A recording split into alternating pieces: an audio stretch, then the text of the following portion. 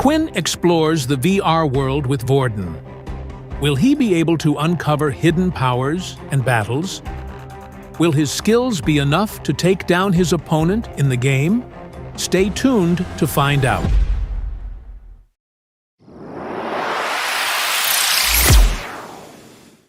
It was getting late, and it was almost time for their curfew, so Quinn and Vorden decided it would be best to head back to the dorm rooms. When they arrived, they noticed that the lights were out, and Peter was already in the room fast asleep. "Does he look okay?" Quinn asked, as he noticed Vorden was looking around to see if he could see any markings on his face or body. "Yeah, he seems fine, but even if he was getting bullied, he could have gone to the doctor's office before coming here," Vorden replied. "Well, I still think we should keep an eye on him. There's no way higher levels would just become friends with a lower level for no reason," Quinn said. Vorden cleared his throat loudly and started to look at himself. "Of course, there are some exceptions," Quinn said, smiling.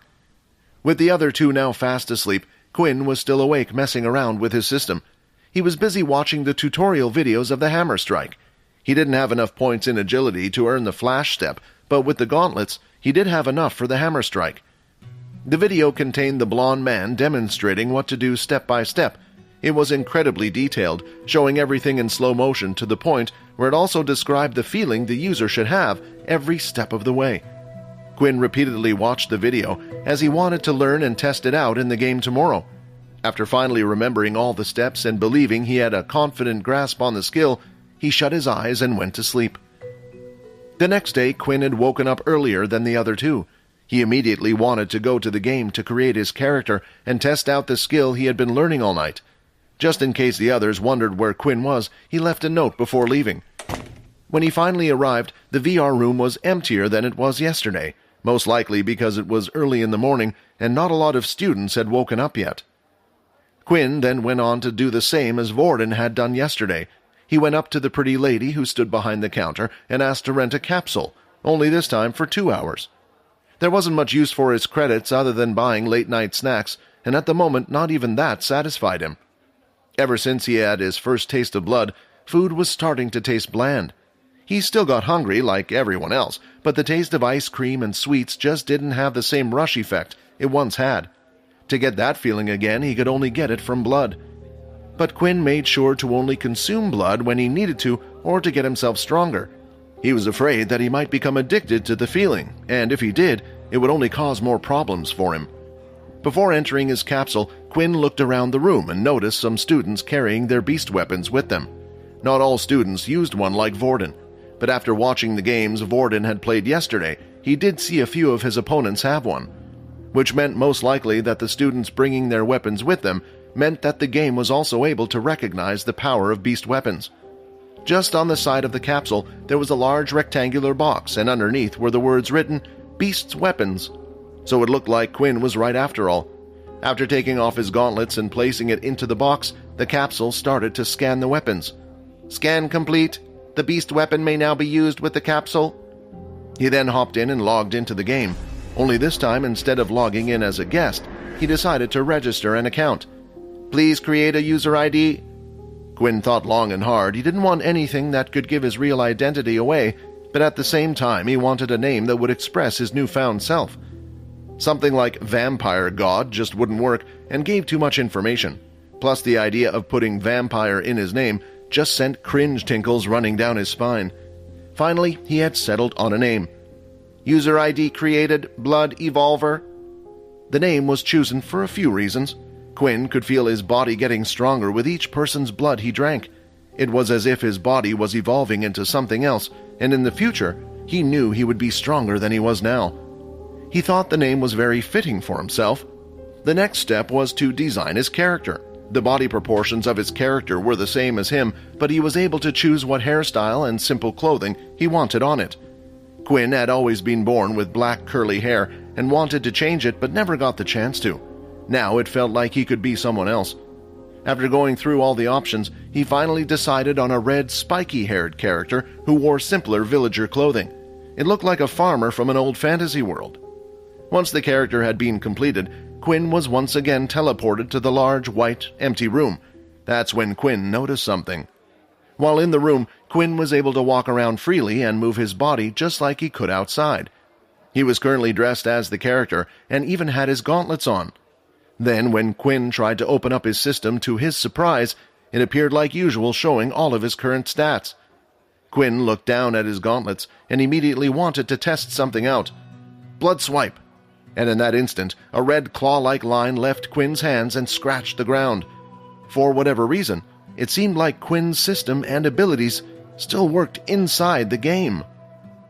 After finding out that his blood swipe worked in the game, Quinn immediately opened up his system to check his stats again. Only unlike the outside world, where his HP would have gone down by 1 HP, everything had still remained the same. Was it because using it didn't actually use any blood? When Quinn would use blood swipe outside, the red claw-like shape would leave his hand, and at the same time, he felt like a piece of energy inside him had left with it. The minus in his HP would indicate that it took part of his life force or his blood. But inside the game world, the attack did no such thing. It was just replicating what his mind told it to do, while scanning the body inside the capsule to see if it was possible. To test this, Quinn swiped his hands non-stop, swipe after swipe. Red lines left his fingertips in a flurry, but at the same time no HP was lost. Just in case, Quinn opened up the game system and checked, and right next to his name, where there was a section to fill in your ability, there were the words written none in the box. However, another thought came to Quinn's mind. If he didn't lose any HP when using the skill, this also meant that his blood bank would have no effect in the game. When he would get attacked, it would do no physical harm to his real body on the outside. He wasn't actually losing health, so inside the game, he wouldn't be able to rely on his blood bank to save him out of tough situations.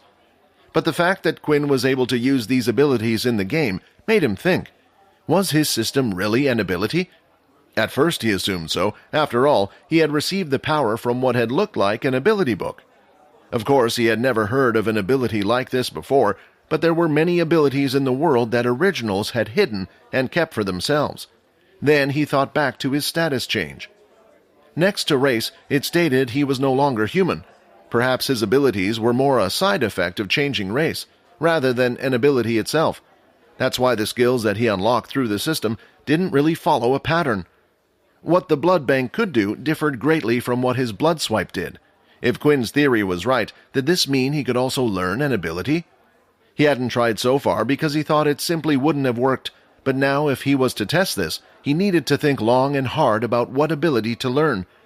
Before going into his first game, Quinn wanted to test out the hammer strike.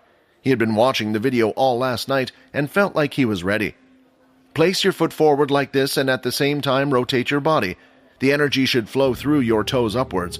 Then, as you pull back your hand, stomp on the ground and at the same time release the energy through your fist, Quinn mumbled as he went through the steps. At first, Quinn did all of the required steps slowly, making sure he did all of the steps perfectly, not using any of his energy or strength. He did everything step by step as the video had explained. After going through it a few times, he was ready. In one motion, he did all the steps as fast as he could, and just like the video had stated, he could feel the energy rising from the bottom of his feet into his fist. The powerful strike left his hand, and a loud bang was heard. A small shockwave in the air was created. "I did it," Quinn said. Although the shockwave was nowhere near the size of the man in the video, Quinn was still happy with the result. There was no longer any need for him to delay anymore, and he went and clicked on the search function. For his first match, Quinn wanted to go against the same power level user as him, a level 1. Technically, Quinn himself knew he was beyond level 1. If he was to take a guess, he would say he was around the same power level as a 2.5, but for his first match he just wanted to make sure of a few things. The game had found him an opponent and he was immediately teleported to an arena. When the countdown had finished, it was time for the match to start. The student in front of him had no beast weapon, so Quinn was cautious at first, and at the same time he wanted to test something out. Quinn got in close to the student and was ready for whatever was to come. That's when the student had shape-shifted his hands into a claw-like shape and scratched at Quinn's body. The attack was slow, and Quinn was able to block but chose not to, and allowed the attack to scratch against his chest. While playing the game, inside the user's view was his and his opponent's HP bar, placed in the bottom right-hand corner.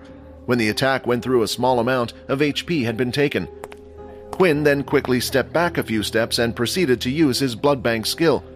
"HP is currently full, unable to use blood bank." It was as he had suspected. Although he took damage in the game, nothing had happened to his real body outside. With his thought confirmed, Quinn was now ready to end the match. He dashed forward, and when he was close enough, he threw out a blood swipe. The student lifted his claws to block, but the second the blood swipe made impact, his claws had shattered, and followed up behind the first blood swipe was a second one. The student's HP was lowered now by around 25%. Although Quinn could have easily finished the match with a barrage of blood swipes now, he chose not to.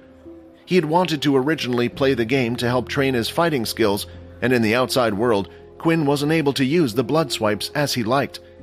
Quinn got in closer to the student. By now, the student's claws had already regenerated.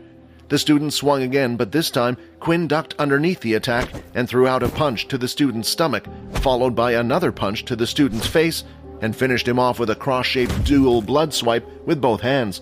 "Winner, Blood Evolver!" Just then, though, Quinn had received another message from his own system.